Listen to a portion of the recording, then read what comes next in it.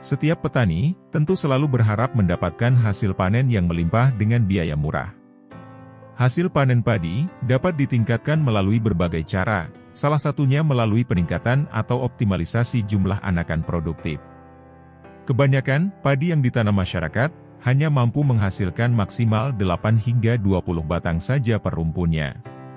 Padahal, sebenarnya ini bisa ditingkatkan menjadi 40 batang bahkan lebih. Menariknya, ternyata metode ini juga terbukti efektif menekan pertumbuhan gulma, sehingga upaya pengendalian gulma menjadi semakin ringan dan hemat biaya.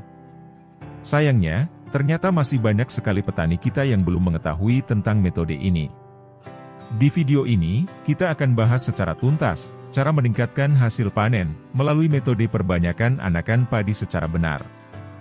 Namun sebelumnya, buat kalian yang baru menemukan channel ini, silahkan dukung kami dengan cara like, subscribe, dan nyalakan lonceng notifikasinya, agar kalian selalu mendapat informasi penting dari kami selanjutnya.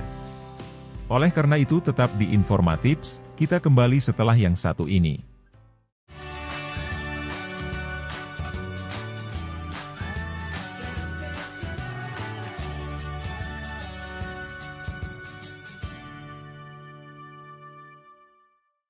Anakan padi produktif adalah batang padi yang muncul dari batang utama. Semakin banyak anakan produktif, maka potensi hasil panen yang akan diperoleh tentu akan menjadi semakin tinggi. Karena banyaknya anakan, maka rumpun padi menjadi semakin rimbun dan rapat. Kondisi ini membuat intensitas cahaya matahari yang mampu menembus hingga permukaan tanah menjadi semakin rendah dan akhirnya mempengaruhi tingkat kemunculan dan pertumbuhan gulma. Artinya, secara tidak langsung, perbanyakan anakan padi dapat menghemat penggunaan tenaga serta biaya dalam upaya pengendalian gulma. Namun demikian, ternyata tidak semua anakan bisa produktif atau dapat menghasilkan buah. Biasanya, anakan yang tumbuh setelah 35 hari dari masa pembibitan memiliki kecenderungan kurang produktif. Oleh karena itu, berikut cara tepat memperbanyak anakan produktif pada tanaman padi. 1. Pemilihan varietas padi. Setiap varietas tentu memiliki sifat dan karakteristik yang tidak sama, begitu pula dengan kemampuannya dalam menghasilkan jumlah anakan produktif. Agar hasil atau jumlah anakan dapat maksimal, sebaiknya gunakan varietas yang telah teruji seperti jenis Inpari, Pajajaran, Cakrabuana, Ciherang, Sertani dan banyak lagi lainnya. Dalam pemilihan varietas ini, tentu kita juga harus mempertimbangkan faktor-faktor lain seperti kondisi cuaca, periode musim tanam, hama, penyakit dan lain sebagainya. 2. Proses tanam. Agar tanaman padi dapat menghasilkan banyak anakan produktif, maka usahakan penanaman dilakukan saat bibit berusia antara 10 hingga 17 hari setelah semai. Dan perlu diingat, bahwa tahap ini merupakan kunci penting dalam memperbanyak anakan pada tanaman padi. Mengapa demikian?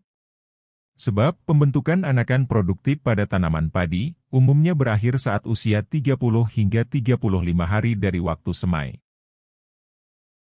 Dengan menanam bibit berumur maksimal 17 hari setelah semai, membuat kesempatan tanaman dalam membentuk serta menghasilkan anakan menjadi lebih panjang. Sehingga, nantinya tanaman padi diharapkan dapat berumpun besar, dengan jumlah anakan produktif yang jauh lebih banyak. Saat ini, metode perbanyakan anakan padi sudah mulai diterapkan di beberapa daerah. Bahkan, beberapa di antaranya, ada juga yang mengembangkan sistem tanam padi tabela, yaitu penanaman padi tanpa semai. Selain usia bibit, ternyata jumlah bibit yang ditanam juga berpengaruh terhadap jumlah anakan yang dihasilkan. Idealnya, per lubang tanam berisi 2 hingga 3 bibit, dengan kedalaman tanam antara 2 hingga 3 cm.